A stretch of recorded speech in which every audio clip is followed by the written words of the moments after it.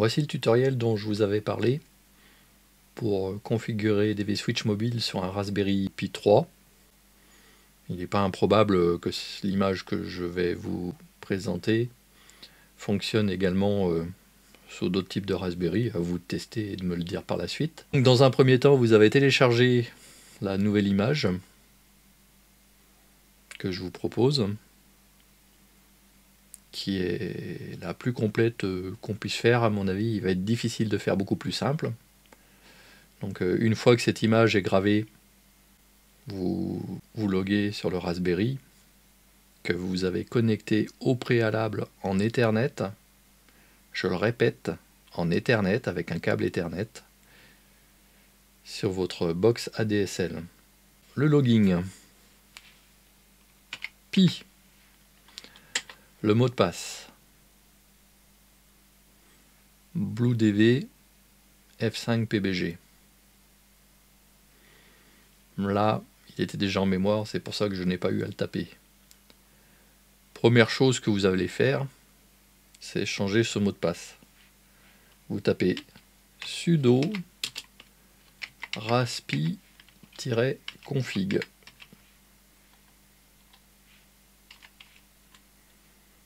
Entrée.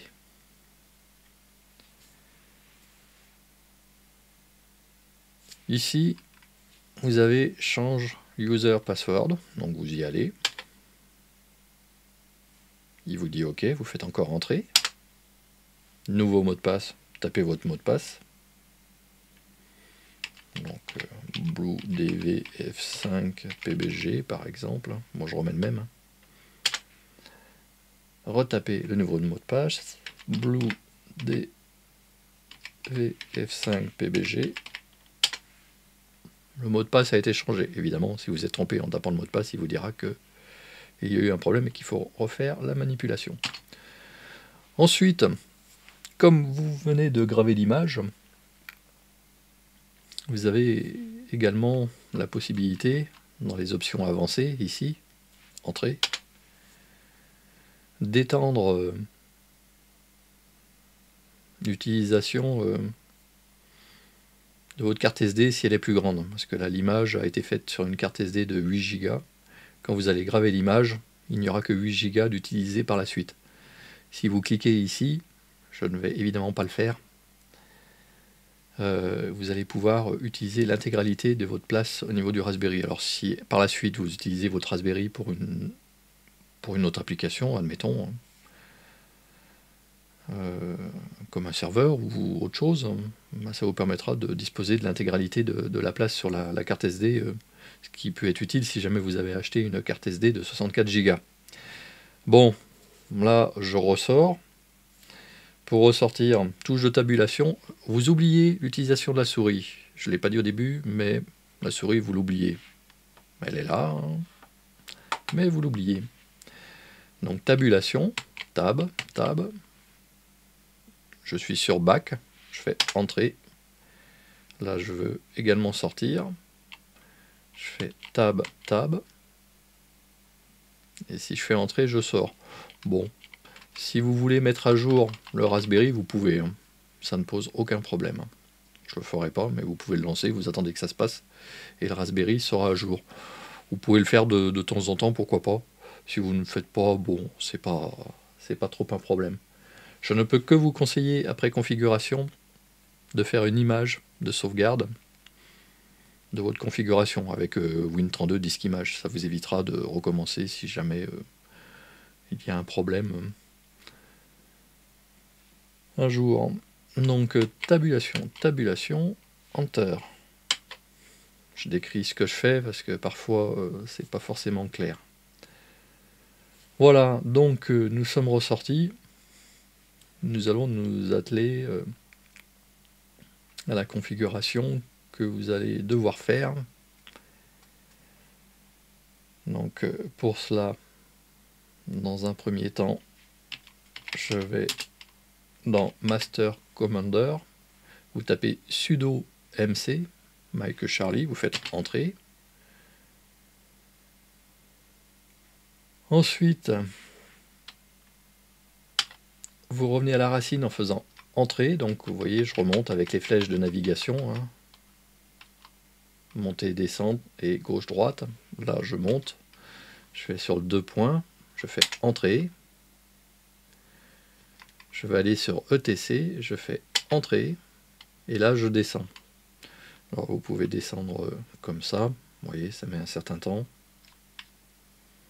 Sinon, vous avez les flèches plus rapides qui permettent de descendre plus rapidement.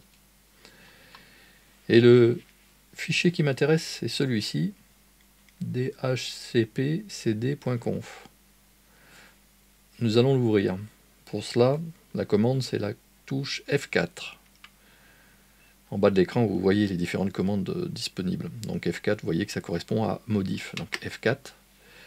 Et là, vous arrivez quasiment au bon endroit, comme vous pourriez voir. Je fais bouger un peu le curseur pour que vous constatiez où il est.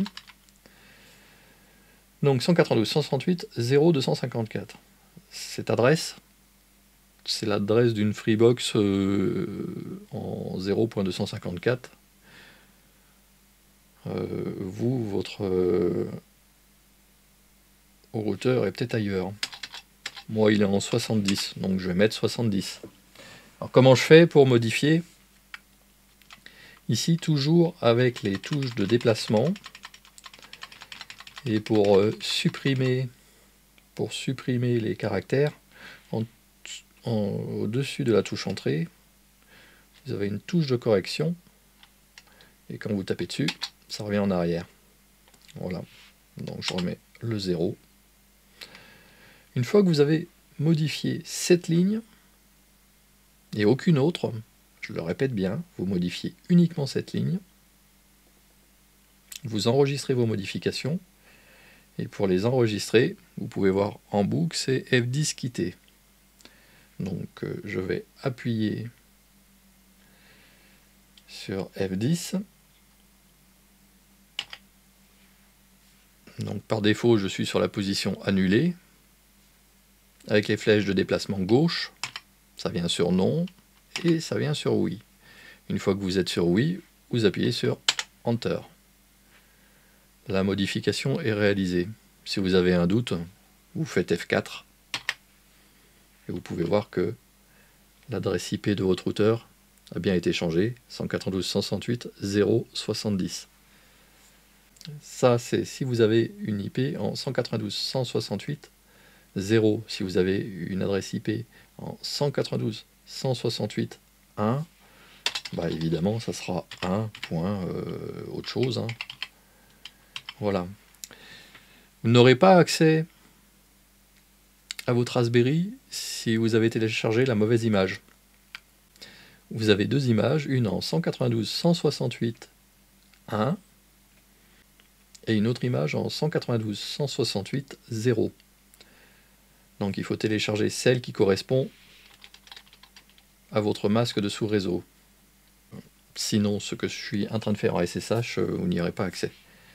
Bien, donc après cette explication, je remets 192.168.0.70. C'est mon exemple personnel. Je le répète.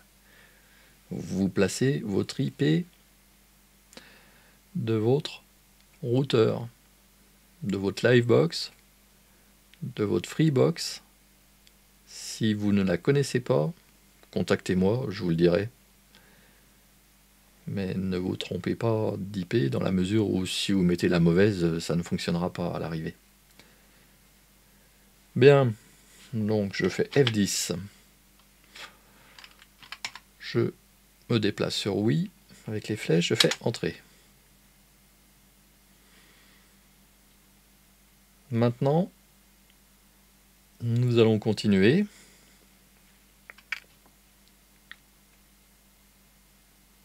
Nous allons remonter tout en haut sur les deux points. Donc je fais Entrée.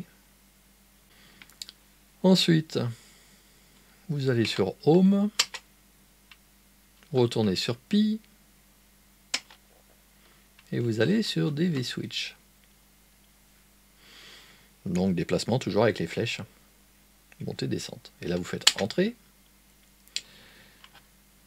Et là vous descendez sur modification DV switch, V1, etc. Entrée. Voici le menu qui s'affiche. Il va falloir aller dans tous ces fichiers. Le premier, c'est analogbridge.ini. Donc vous faites Entrée. Vous êtes dedans. Vous oubliez la souris, je vous le répète. Vous n'utilisez que les flèches de déplacement, montée, descente, droite, gauche. Donc je vais descendre et vous n'allez pas trop vite. Comme ça, vous ne raterez rien. Donc je le fais en live, entre guillemets. Donc vous ne touchez que les parties dont je vais vous parler. Ici, Gateway DMR ID 208 1234. Bah, vous rentrez votre ID DMR. Donc 1, 2, 3, 4, vous mettez sur le 1. Pour supprimer le 1, vous appuyez sur la touche suppression. 1, 2, 3, 4, voilà. Et vous rentrez votre ID DMR. Moi, la mienne est 208 8007. Si votre clavier ne fonctionne pas, le clavier numérique sur la droite ne fonctionne pas, c'est que la touche verrouillage numérique n'est peut-être pas activée. Et dans le pire des cas, vous avez les numéros qui sont en haut de votre clavier également. Donc passez par l'autre côté si jamais vous rencontrez ce problème. C'est déjà arrivé. Donc ligne du dessous, répéteur ID 208 1, 2, 3, 4 suivi de 01. Donc là, vous mettez sur le 0, par exemple, vous mettez sur le 1 au choix. 1, 2, 3, 4, vous supprimez 1, 2, 3, 4. 1, 2, 3, 4, voilà, je l'ai supprimé en faisant 4 fois suppression. Et vous tapez votre ID. Donc 208 8007 dans mon cas, et le 01 surtout, vous le laissez. Vous pouvez mettre 01, 02, 03 jusqu'à 99, mais laissez 01, au moins ça marchera. Si vous mettez 01 et que vous utilisez une clé DV-Stick 30, pensez à mettre dans BlueDV, à l'endroit où il demande le même genre d'idée, 208 8007 02 ou 03 ou 04. Si c'est la même, il y aura conflit. Donc pensez-y.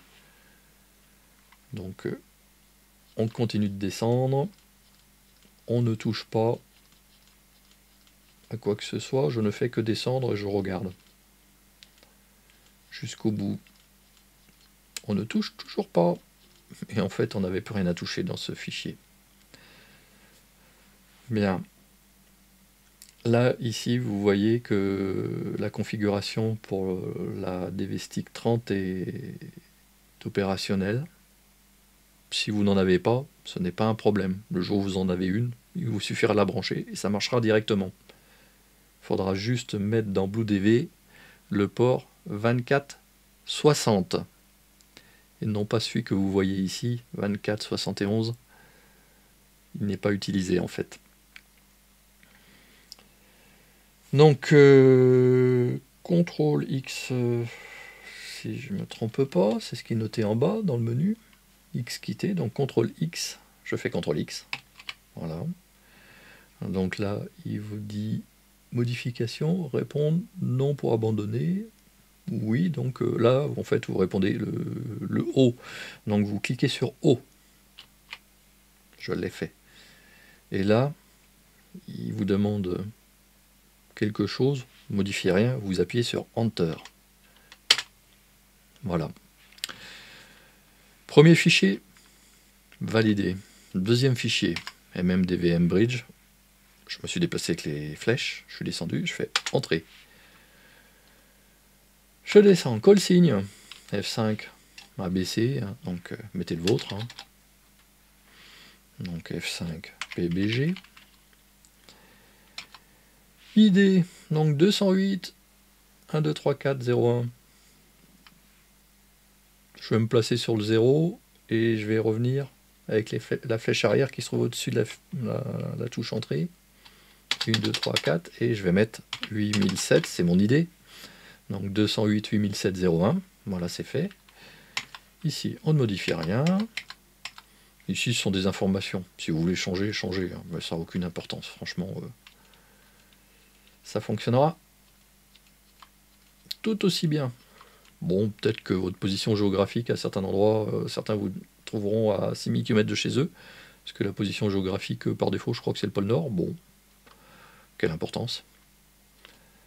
Donc, je continue à descendre.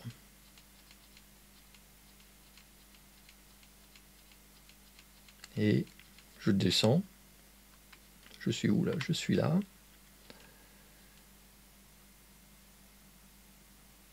Oh, ID NXDN. Je ne l'ai pas modifié ici, ceci dit au passage. Mais il n'est pas improbable qu'à cet endroit-là, ça me paraît assez intéressant de changer l'idée. Je ne l'ai pas fait jusqu'à présent, donc ne le faites pas dans l'immédiat. Ça fonctionne quand même, je vous mettrai... vous verrez plus tard que je le change à un autre endroit, donc au final, je ne l'ai pas changé, je le découvre en même temps que vous. On continue sans rien modifier. On modifie toujours rien. Et il me semble que jusqu'à la fin, rien n'est à modifier. En effet. Donc il y a eu que le début, tout en haut, qui a été modifié. Donc, enregistrement. CTRL X. Oui.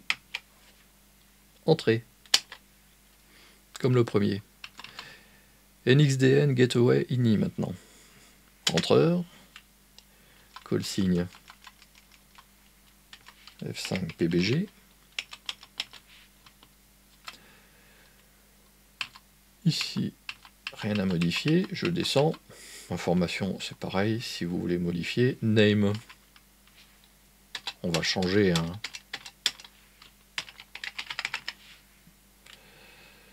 Voilà. Voice, etc.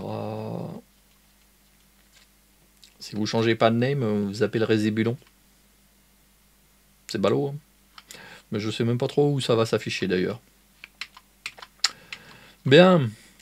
C'est pour ceux qui ont du ressort. Donc je continue à descendre. Toujours rien à modifier. Donc, faites comme moi. Faites CTRL X. Oui, donc c'est le haut. Et Enter. Fichier P25 Gateway INI. Call signe F5 PBG. Je descends.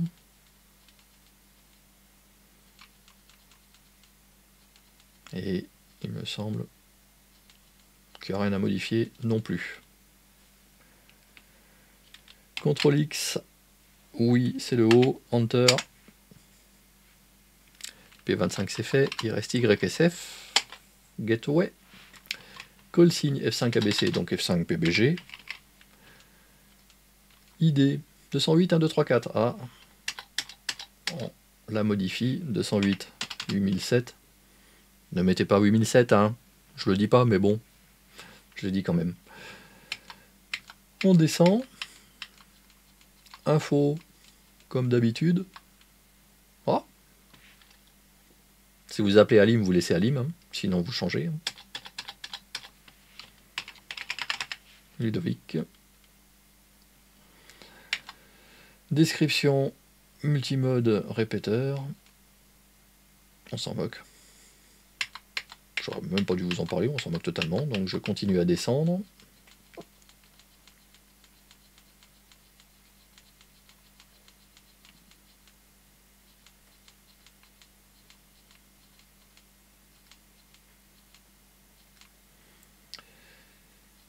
Mais rien d'autre à modifier manifestement. Donc CTRL X. Oui. Enter. Le dernier fichier. Le voici. Logfile adresse TX, Kantar, etc. Donc il n'y a rien à toucher. Vous descendez. Ah là, par contre, c'est ici.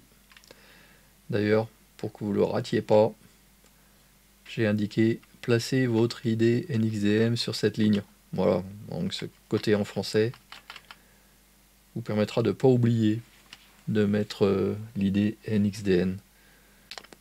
Si vous n'en avez pas, vous laissez 9999. Ça prend 1 minute pour la demande d'une ID NXDN, donc n'hésitez pas. Éventuellement, si vous ne voulez pas le faire vous-même, vous m'envoyez un mail et vous allez la recevoir par mail très rapidement par la suite. Quasiment dans les dizaines de minutes après que j'ai réalisé la demande, hein, mais il suffit d'aller sur le site. Et sur le site, à un moment, on vous demande d'attendre. Et en effet, il faut attendre. Donc ne quittez pas la page pour demander l'ID NXDN avant qu'on vous le dise. En fait non, on vous le dit pas, vous ne quittez pas, vous attendez la suite et ça s'ouvre à peu près 30 secondes, voire 1 minute après. Il faut vraiment attendre, sinon votre demande ne sera pas prise en compte. Ne me demandez pas pourquoi, c'est comme ça. Bien. Donc NXDN, vous l'avez changé. Bien. CTRL X. Oui, donc on fait O. Pas 0, hein, O. Voilà, et Entrée. Bien, nous avons modifié ces fichiers-là. Mais il y en a un, bien caché, qui se trouve ailleurs. Donc vous faites Tab, et vous faites Annuler, hein, jusqu'ici, pour revenir à cet endroit-là.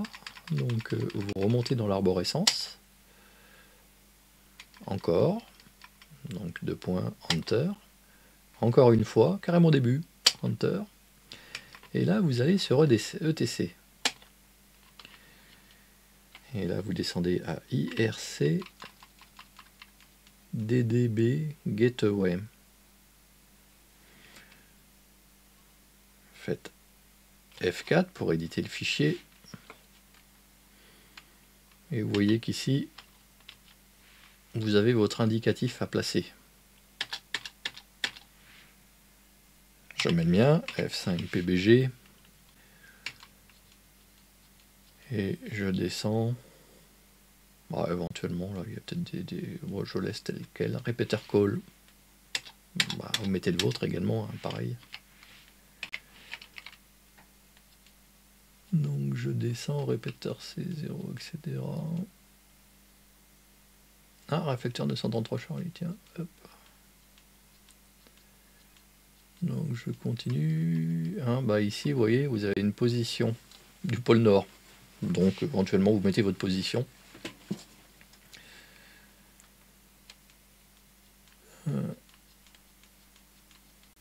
Je continue à descendre.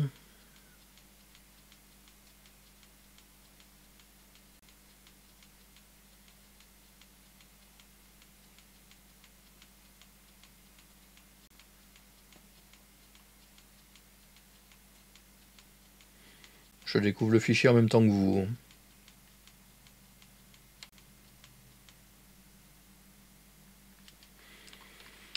IRCC DB username. Vous le changez. Ici aussi.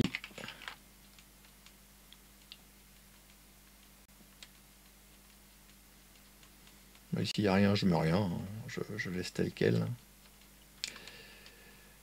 Ici, F0EOC, je me place juste après. Je laisse les petits points, hein, je change pas, donc je me mets juste là. Ou alors vous mettez sur le F et vous faites sup, et là F5. Retour arrière, F5 PBG.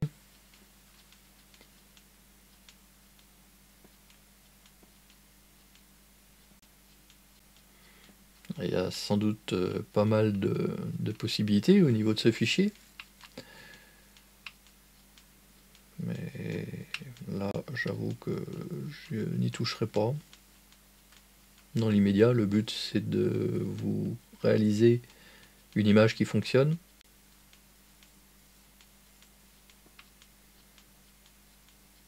Voilà.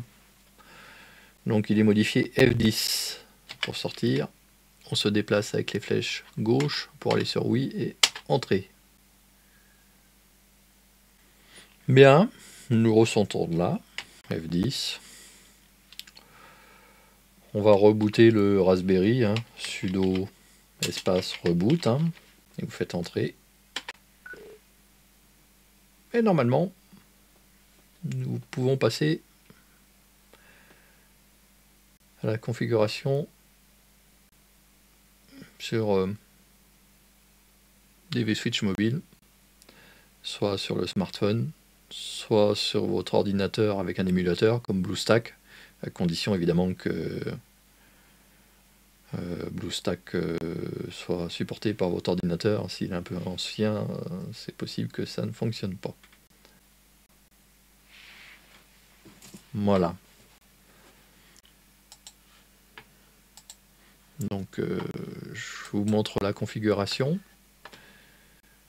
Cette partie-là, au début, se présente avec IAX2 et sera vide. Donc vous irez dedans.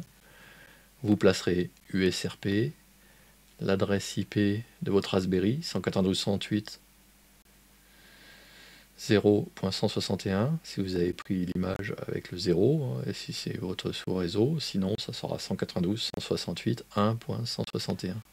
Le port 50.111, 50.111, aux deux endroits, votre indicatif, l'IDDMR, ici décoché, ici ce sont des réglages qui donnent mon résultat, vous les adapterez en fonction de votre configuration. Et n'oubliez pas de faire save à la fin. Bien, une fois que vous êtes revenu là, vous revenez en arrière. Donc pour le coup, je suis déjà connecté pour ma part, mais en temps normal, vous avez ici Register. Donc je vais déconnecter le Raspberry avec la commande de réinitialisation. Send. Voilà, donc quand vous allez lancer le logiciel, il y aura marqué Register indiquant que vous n'avez aucun dialogue entre le Raspberry et le smartphone ou l'ordinateur sur lequel se trouve DV Switch mobile.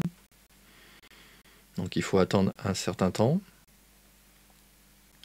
le temps que le Raspberry se relance. Ne soyez pas trop pressé, attendez 2 minutes comme ça. Ça sera bon.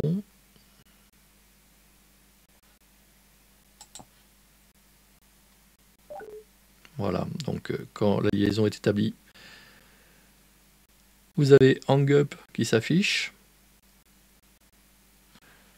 Je vais commencer par changer de mode. Je vais essayer le D-Star.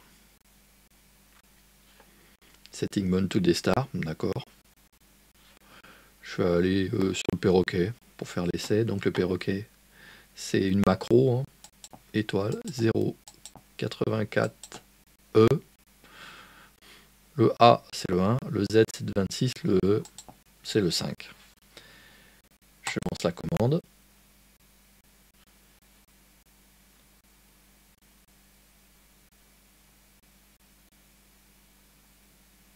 Et si je me connecte, normalement, il me dit connecté.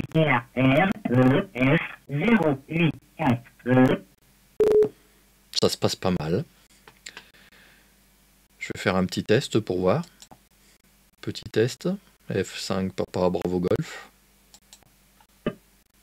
Petit test. F5 Papa Bravo Golf. Parfait. Le D-Star fonctionne. Donc là, je suis sur le 933E. Je vais donc changer, penser à la commande de déconnexion. 0, un appui long. Non connecté. Bien. Maintenant, 933C pour faire l'essai. S'il y a du monde, étoile 933C. c'est donc ABC, c'est le 3. Send. Utilitaire D, C, S, E, C. Donc je suis connecté dessus pour lancer appel. PTT. Voilà. Bon, je n'ai pas parlé. Pour changer de mode. Donc dans un premier temps, pensez toujours à faire une déconnexion, comme ça vous évitera des problèmes. C'est dommage. C'est dommage, une personne allait m'appeler sans doute. Mais comme je suis en train de réaliser le tutoriel, de toute façon, ce n'est pas bien grave. Donc, allons maintenant, par exemple. Je me suis trompé. Allons maintenant, par exemple, en C4FM. Voilà qui est fait. Je vais sélectionner en C4FM une room. Donc je descends, soit avec la souris, soit avec le doigt, soit là avec le clavier et la flèche descendante. Descendu un peu vite, je crois. Je vais aller sur la room d'éditer, la plus connue. Voilà. Je suis dessus. Victor Alexandre Charlie X-Ray Mike. Je me déconnecte en appuyant sur le 0. Alors là, vous constatez que vous n'entendez rien. En C4FM, pas de déconnecté. Mais c'est normal. Par contre, en D-Star et en DMR, lorsque vous faites le 0, vous devez entendre le déconnecté. Si vous n'entendez rien, ça veut dire que le Raspberry qui est planté, enfin pas le Raspberry mais le logiciel des switches qui est sur le Raspberry est manifestement planté. Donc le plus simple c'est de le rebooter avec la commande étoile 6666 send. Voilà, bon. Dernier mode que je n'ai pas testé, enfin, parmi les modes les plus utilisés où il y a du monde, hein, parce que sinon il y a plus de 25 NXDM qui fonctionnent sur le même principe. DMR. DMR, Setting Mode to Deloir. Lui, c'est plus simple. 208, pour le TG208 par exemple, send. Voilà, vous êtes sur le TG208. Il ne reste plus qu'à passer en émission. C'est de la même façon, hein. Voilà, je n'ai pas parlé. Vous voulez changer de TG, pareil. Vous faites un 0. On appuie. Déconnecté. Vous voyez, ça n'a pas planté. Ça parle toujours. Donc 208.00 par exemple. Send. Voilà, donc on est sur la passerelle. Alors parfois vous pouvez voir indiquer quelque chose ici, c'est pas pour autant que vous êtes connecté dessus. Hein. Ceci est au passage, méfiez-vous de cet affichage. Donc je vais me déconnecter. Déconnecté. Tout simplement. Je vais me placer sur 208.29. Send.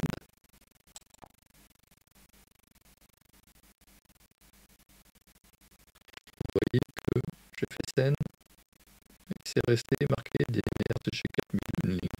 Bon. Bien. Moi j'ai également une clé qui est également sur le même Raspberry, hein, parce que comme je vous ai dit, la clé des DSI30 fonctionne. Mais pas de DSI. Mais elle ne fonctionne pas avec des EV switch. Et à part au niveau de l'utilisation, ce qui permet de pouvoir l'utiliser en simultané. Donc comme vous pouvez le voir ici, l'affichage ne correspond pas. J'ai fait 208.29 send et là rien ne s'est passé. Est-ce que je suis dessus? Ici, ça, je vais me connecter. Et oui, je suis dessus. Et oui.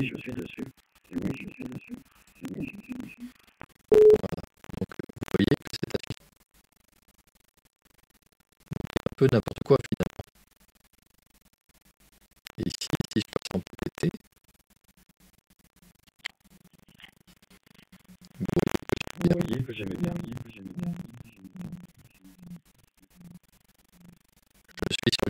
sur le canal 27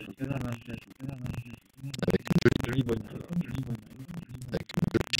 jolie chambre d'écho. Voilà. Bon, après cette table, le test est donc terminé.